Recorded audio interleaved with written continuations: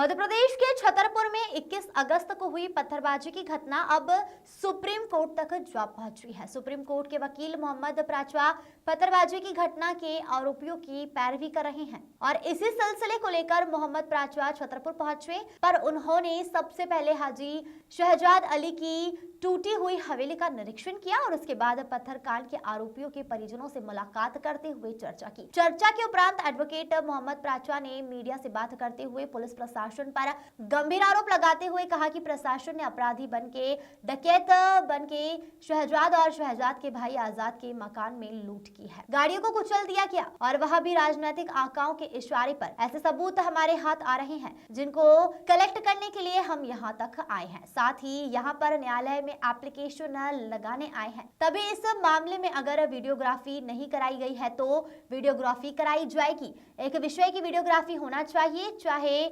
न्यायालय की हो या बाहर किसी की भी कार्रवाई क्यों ना हो। आए खानका में क्या वजह है और आगे क्या एक्शन है?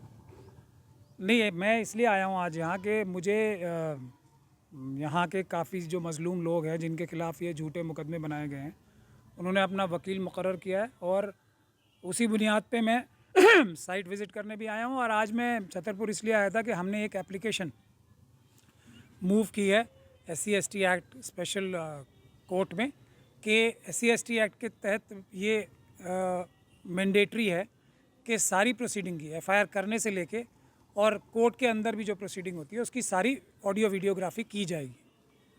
तो उसकी एप्लीकेशन लगाने और साथ साथ में ये भी कहने कि सारी ऑडियो वीडियोग्राफी FIR करने से लेके बाद तक अब तक जो भी हुई है उसको अदालत में जमा किया जाए। एक बात, यदि वीडियोग्राफी नहीं की है अब तक तो वीडियोग्राफी चालू कराई जाए, हर चीज़ की जो भी पुलिस कार्रवाई करती है इसमें या अदालत भी जो भी कार्रवाई करती है। और दूसरा, अगर अब तक किसी ने नहीं की है वीडियोग्राफी इसकी तो उसके खिलाफ धारा 4 में SC/ST एक्ट में एक अपराध भी बनता है, तो उसके खिलाफ आपराधिक कार्रवाई करने के लिए भी आज हमने एक एप्लीकेशन भी लगाई है अदालत में। परिवार से मिले हैं, क्या जानकारी? अभी परिवार से मिले हैं, अभी बाकी भी सब जो क्लाइंट्स हैं हमारे उनसे मिलेंगे। अभी यहाँ सब लोग आ रहे हैं हमसे मिलने के लिए।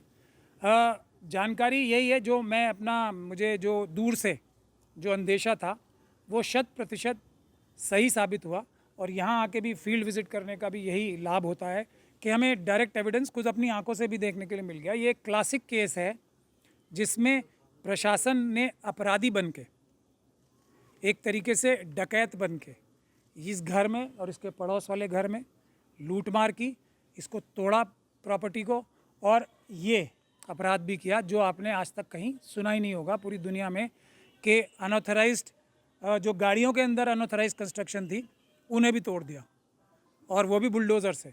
तो ये जो एक विचित्र बात कर रही है ये सिर्फ इनका ये दिखाता है कि ये अपराधी हैं, प्रशासनिक अधिकारी भी, पुलिस अधिकारी भी, और इनके राजनीतिक आका जिनके कहने पे और जिनके इशारे पे ये सब कार्रवाई हुई है अपराध करने की, वो भी धारा 120 भी जो पहले थी यानी कि कॉन्स्पिरेसी के केस में, वो सभी इसमें अपराधी हैं। ऐसे सबूत हमारे हाथ आ रहे हैं जिसको इकट्ठा करने हम यहाँ पर आए थे। आपने स्टेटमेंट दिया लूट मार की है, आप इसे कैसे जस्टिफाई करेंगे? जस्टिफाई ऐसे करेंगे कि यहाँ आप देख रहे हैं, एक तो प्रथम दृष्टया ही जस्टिफाई हो रहा है कि इसके अंदर कुछ भी सामान नहीं मिलेगा आपको। उस पड़ोस के घर में भी जाके, जो कि आज़ाद साहब का है, उसमें भी जाके अगर आप देखेंगे तो आपको कोई भी, अगर किसी का घर जो रिहाइश का काम करता हो, जिसमें रिहाइश हो, तो उसमें घर का सामान भी होता है, उसमें बहुत सारी कीमती सामान भी होते हैं, उसमें दूसरी चीज़ें भी होती हैं, तिजोरी भी होती है, सब चीज़ें होती हैं। वो कहाँ नज़र आ रही हैं आपको? और ये तो सब आप लोगों की सामने हुआ है ना सब। किसी घर वाले को एक कील भी ले जाने का मौका मिला तो वो सामान कहाँ गया सब? इसलिए मैं डकैती बोल रहा हूँ और ये क्लियर कट डकैती ही है। और इसकी आपराधिक साजिश में राजनीतिक आका से लेके और वो सब अधिकारी और वो सब जो JCB और बुलडोज़र चलाने वाले ड्राइवर तक, वो सब उस आपराधिक साजिश में शामिल है।